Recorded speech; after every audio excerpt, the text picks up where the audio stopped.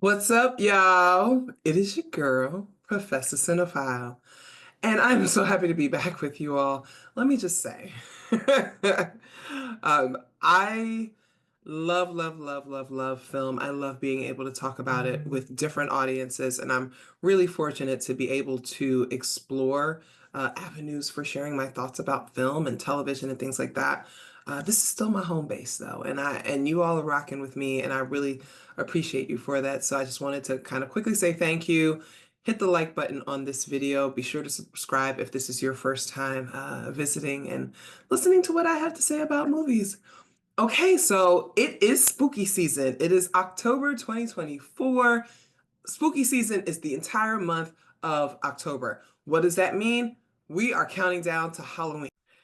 Halloween is easily one of my favorite holidays. You know, we've got my birthday, we've got Juneteenth, but Halloween is it. So all the horror folks out there, come back this month because I'm going to be reviewing horror films all month long on Professor Cinephile channel. All right, so today we are kicking it off. I know I'm a few days late, but that's okay. It was my kid's birthday. You all understand.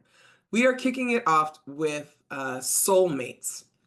And I believe the film came out last year, but I just saw it. So streaming, it is what it is. So Soulmates, wait. Of course, I got to do my spoiler alert. See, I've been out of practice. And so here we go. Spoiler alert, I am going to ruin this film for you. So pause, come back when you're ready, and, we'll discuss.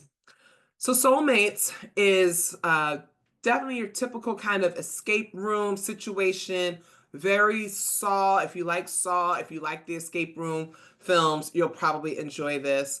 Basically, two people wake up and they're in the same room and they don't know each other. They're really confused about how they got there. They don't really have much memory of how they got there, but they quickly realize that they have to complete a series of challenges in order to escape with their lives, okay? And they realize that this is life or death because other people are being harmed in the process, okay? So they start out like first of all, they don't really trust each other, and it's a black woman and a white guy. So already, interracial love is the thing these days. Ilonzeh is the actress. You may remember her. She was on General Hospital for a little bit if you watch daytime soaps. I had never seen her before, so she was new to me, but she was pretty cool. Then you had Charlie Weber, who is from How to Get Away with Murder, so you might recognize him from that. And he's done some other things as well. So the two of them are paired up, and they realize they don't have a whole lot of time to figure this out. Again, it's very like Saw. Like if you've ever seen any of the Saw films, which listen, any Saw film that comes out, I will watch it. I have seen them all multiple times. I love that whole kind of wake up, oh my God, I got to figure out how to get out. Probably have to kill some people, maybe even myself, to learn a lesson and to get through stuff. Yeah, same kind of deal. And they're freaked out because they're like, okay. And so these challenges are happening. People are being decapitated and killed. And they're like, oh my gosh, what is going on? And then it turns a little personal and they start bringing in, their grandparents and friends and siblings and things like that. And they're kind of like, oh my gosh, if we don't do these things, our family is going to be harmed. If we don't, one of the things they're sitting at a meal, like a dinner date, like they're out on a date and they have to eat the entire thing in a certain amount of time and they're like trying to stuff their faces. And then there's a woman that is serving them and she's got this collar around her neck. And if they don't do it or if they do anything different than what's being told, she gets a shock and all this kind of stuff. It's just really wild. And so they're trying to navigate this maze and they're trying to like get out and be like, all right, we can do this together. Over the process, they are getting to know each other better. They are learning more about each other. They're getting closer. I mean, come on, like life or death situations tend to draw people together. Here's when I realized that things were a little weird. Again, I said spoilers. I'm telling you what's happening. All right. All right. One scene, they end up having sex. Bro, you just saw somebody's entire body go through like a meat grinder. You saw this woman get electrocuted to death.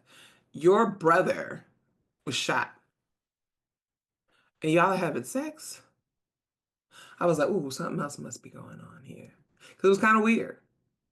But you never know with horror films. So then, you guessed it, there is a twist. I'm giving you plenty of opportunity to stop this before I ruin this film for you. There's a twist, okay? What we end up finding out is that the dude paid a lot of money to have this entire thing set up so he could trap this woman and force her to fall in love with him. Basically, Soulmates is a dating app. It's an extreme dating app. And he saw her and he decided he wanted her. And he was offered the opportunity to spend a lot of money to set up this entire thing. He learned all about her. He learned about her family life, her insecurities, all kinds of things.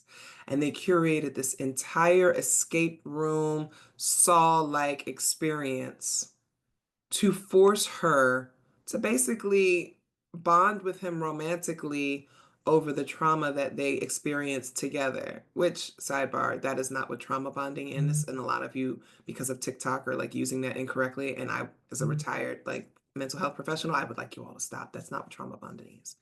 But these two have created like this connection with each other based on what they've gone through. And that's the whole point of the dating app. And I was like, yo, she figures it out though. And she's like, I gotta get out of here. And he's not obviously not trying to let her leave. He spent a lot of money to trap this woman that he was obsessed with and to get her to fall in love with him over the course of these, them surviving these events. He tells her that all the people there were acting, nobody died, everybody is alive. And he tries to explain to her, I did this because I needed you. I wanted to be with you. Aren't you happy? Blah, blah, blah. And she's like, I mean, I was cool with you until I realized that you're a psychopath. So that's as far as ruining the film that I'll go. But like again, these films are a bit predictable, so you already know that there's going to be multiple scenes, it's gore and people are dying, you got to make these choices. It's either you do this or they die, or you do this or someone gets injured. You're already used to that. So if you love that, I think you'll enjoy this film.